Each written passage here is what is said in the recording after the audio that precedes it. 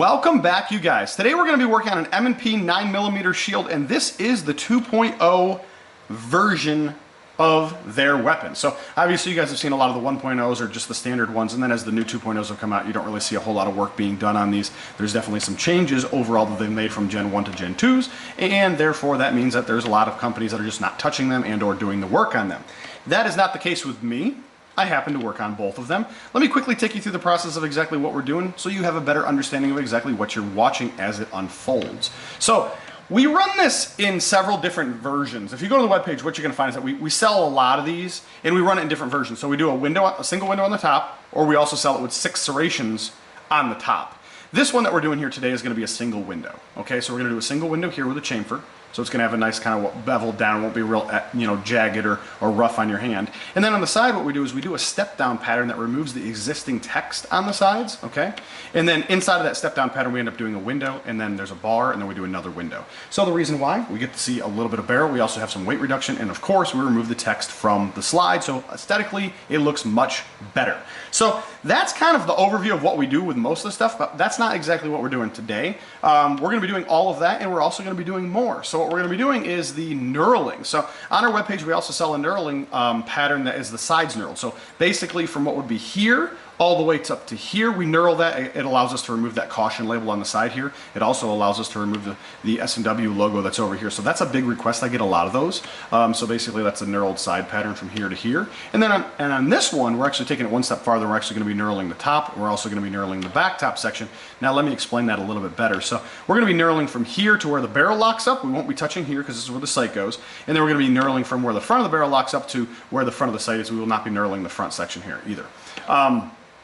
Going to be very cool overall. I've done several of these. I've never done one with a single window on the top. I've only done them with the 6 serrations and things like that. I do believe that I did show you guys one of these at the end of one of my videos that was kind of just like a little promo kind of thing. It was a house gun, so I didn't really do a full build video on it. And I know there's a lot of you guys that are like, we like to watch the full build videos. We want to know how you got from the beginning to the end. We like seeing that prize in your hand, but we also like seeing the overall process of the build. So guys, that's kind of what we're doing here today. So I'm pretty excited about that overall. And the last thing I want to talk about is we're not shaving the sides on this. So on a lot of these builds, what we do is we end up shaving the sides down, and we're not doing that on this one in particular, because what you're going to find, it's very hard to see, but what you're going to find is that right in this zone right here, there's a little notch right here, you're going to find that the actual wall thickness is not very thick. So basically, if you look at the back of the slide, you're going to see where the rails go on, which they go on right here. This is where it slides onto the frame, okay? And what that means is up here, it's pretty thin. So what we don't want to do is we don't want to go ahead and shave this material off, and we're actually going to be losing some structural support right there. So we're going to leave that alone. So in the end, that means that the 2.0 is going to stay. So that's cool. We still get to have the identification mark on the slide. Of course, we would always know what it is anyhow from this front zone here. But we're going to end up leaving that there, and everything else is going to look super cool because all that's going to come off, and this writing is going to come off, and that writing is going to come off, and of course the caution is going to come off. So everything else is going to come off, but the 2.0 is going to stay.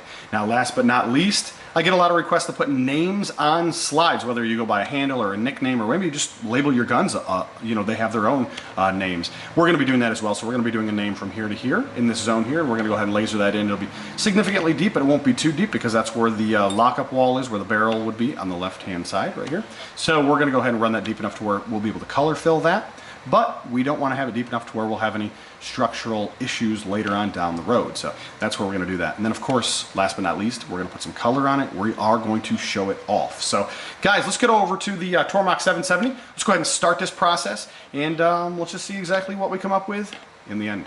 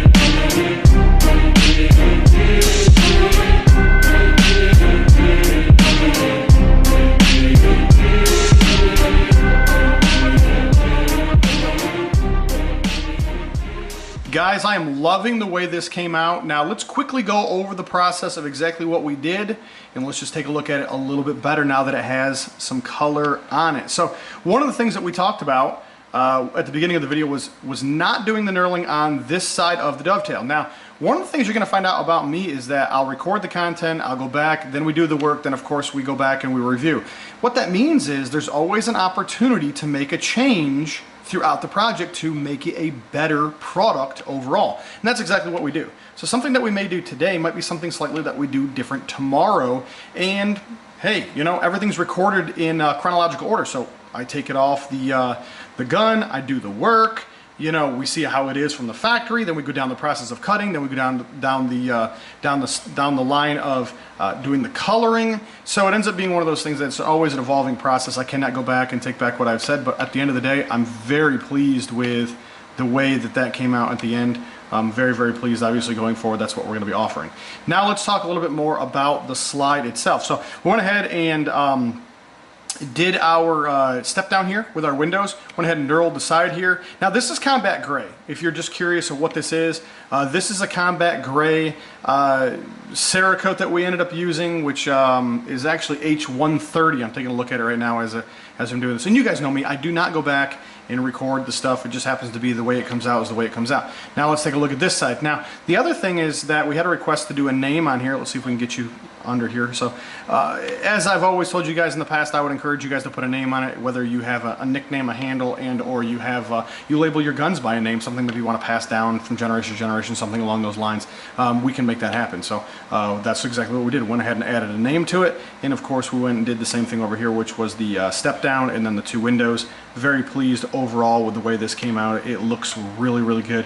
One of the things I'm not happy with on the 2.0s is how deep they did the S&W logo over here. It's hard to see. Maybe I can get you guys under the right light just a little bit here.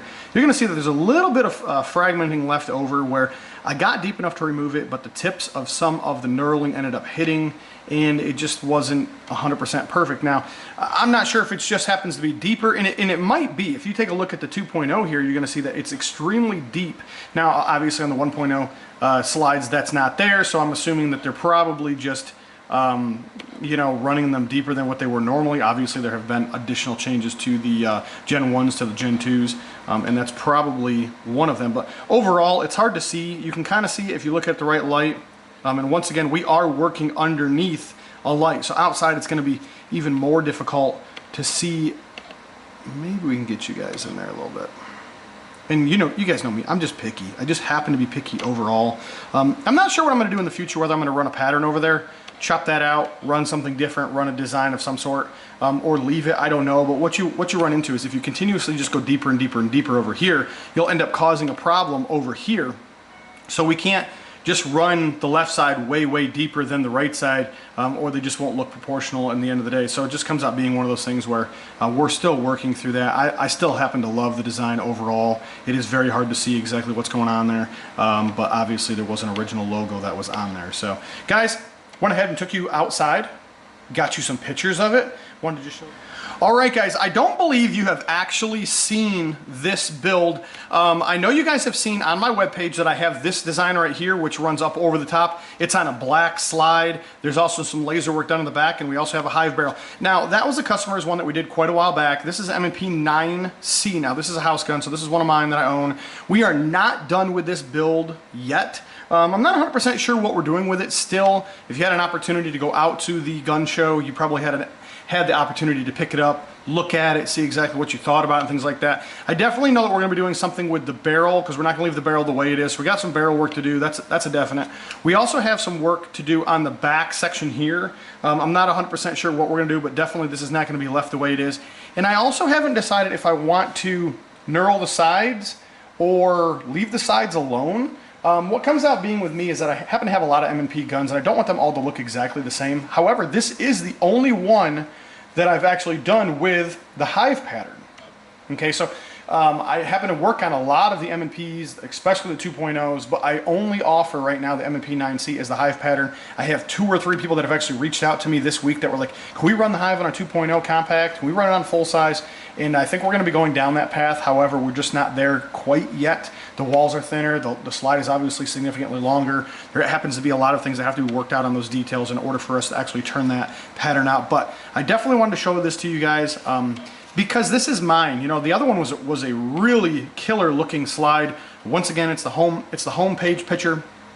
If you're curious of which one I'm talking about. And we also did a full-blown build video on it as well. So I'm really excited to see how this one comes out, because I think that we're going to end up doing some stuff that we haven't done before. I don't necessarily know if I want to do the Cobra nose on it, because the other one had it, and once again I've got a lot that have the Cobra nose on for the M&Ps, so I'm not 100% sure what we're doing, but I'm very glad to be able to progressively move forward with this design, because it seems as though there's several of you that want to kind of have a matured pattern with the hive on it with the M&P. So in other words, you're like, hey, I really like your Glock M&Ps, but I'd like to see a full-blown build M&P hive, and that's kind of where we are with this one, I think, because there happens to be a big market request there. So with that being said, guys, follow us on Instagram, follow us over there on Facebook. We happen to have a lot of stuff going on.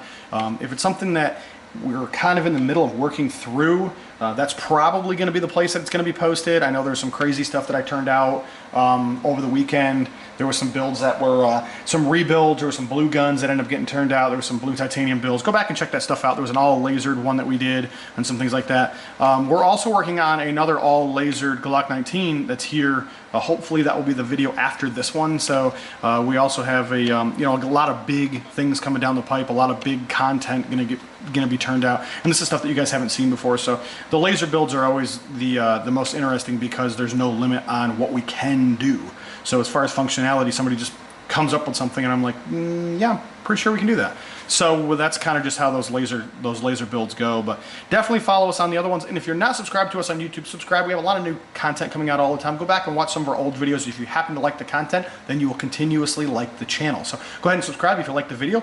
Give me a thumbs up or like the video. And guys, always feel free to go to the webpage. There's a contacts tab. Send me some pictures. Let me know exactly what you want to have done. Let's move forward with your project. Let's get that turned out. And lately I've been turning out a lot of projects. So my turnaround time is going to be even less than the 2 or 3 weeks in which you guys are normally accustomed to. So definitely reach out to me and let me know exactly what you want to have done. Let's get that back to you, and let's get your project all wrapped up. Thanks, guys.